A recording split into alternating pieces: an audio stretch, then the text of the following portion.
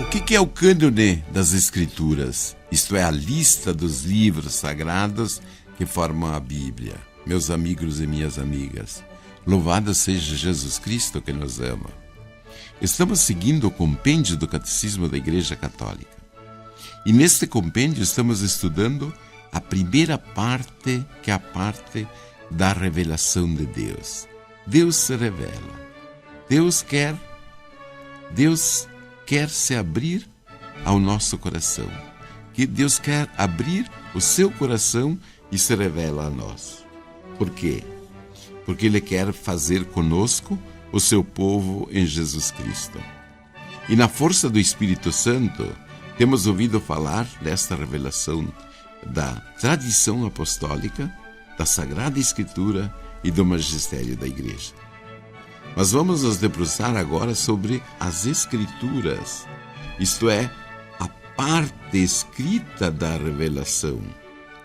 E a pergunta de número 20 do compêndio do Catecismo da Igreja Católica trata da seguinte questão: o que é o cânone das Escrituras?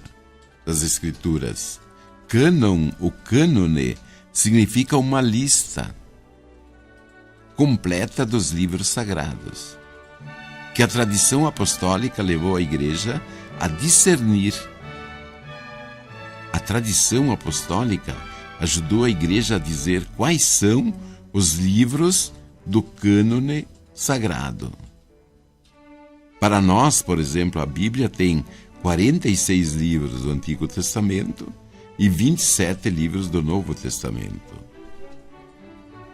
A formação do cânone bíblico, o cânone da lista dos livros sagrados, se deu gradualmente na vida da Igreja. Acredite-se que tenha se levado mais ou menos 1500 anos. Mas você pode folhear do Gênesis ao Apocalipse e não vai encontrar uma lista desses livros. Não vai achar nenhum lugar, a lista dos livros são estes. Por quê? Não há nenhuma passagem da Escritura que diz assim: o Senhor revelou, no caso da Sagrada Escritura inteira, a um evangelista ou apóstolo que ele escolheu após Cristo. O Senhor revelou que os livros sagrados são estes. Aí viria uma lista, desde Gênesis até Apocalipse. Não há isto na Bíblia. Então, como saber essa lista? Como é que eu sei qual é essa lista de livros que fazem parte da Bíblia? Qual a lista dos livros sagrados? Aliás, o cânone bíblico é o conjunto de livros que os cristãos consideram divinamente inspirados. O cânone bíblico é o conjunto de livros que nós cristãos consideramos divinamente inspirados. E aqui é interessante observar que mesmo quem não aceita a tradição, as religiões que não aceitam a tradição e só acreditam naquilo que está escrito, mesmo estes têm que admitir que a lista dos livros sagrados existe. Segue o quê? A lista dos livros sagrados segue uma tradição que a Igreja recebeu e que o magistério da Igreja discerniu. Percorrendo a Bíblia, repito, não há uma lista. Essa lista a Igreja foi elaborando.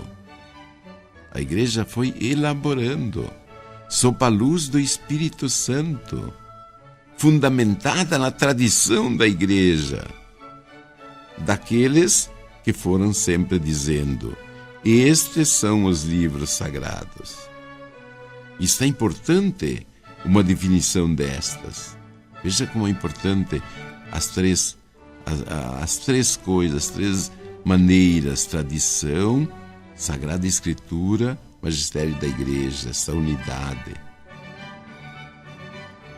Isso é importante, uma definição, porque senão, de vez em quando, poderia aparecer alguém com um livro novo e dizer: olha, aqui está um outro livro de Deus.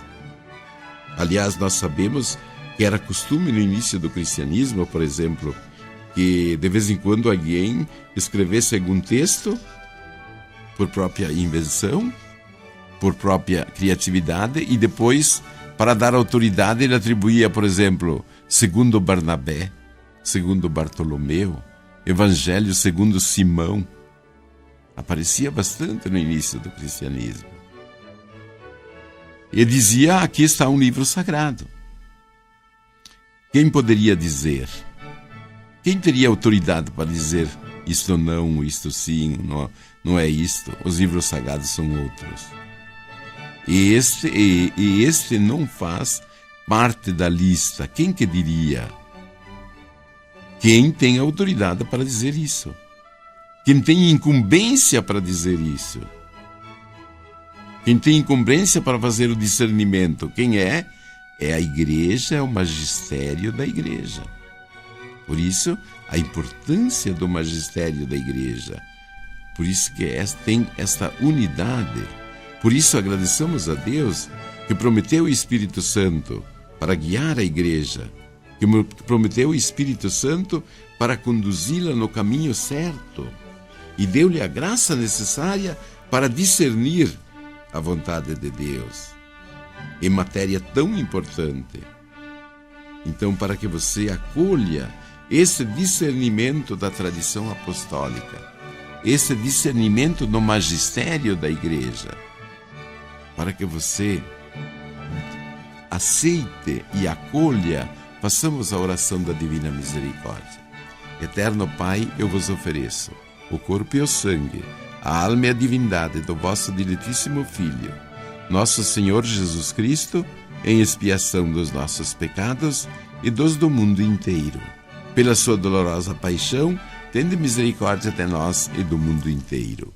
Para isso, peçamos a bênção de Deus Todo-Poderoso, o Pai, o Filho, o Espírito Santo. Amém. Fique na paz e no amor de Deus.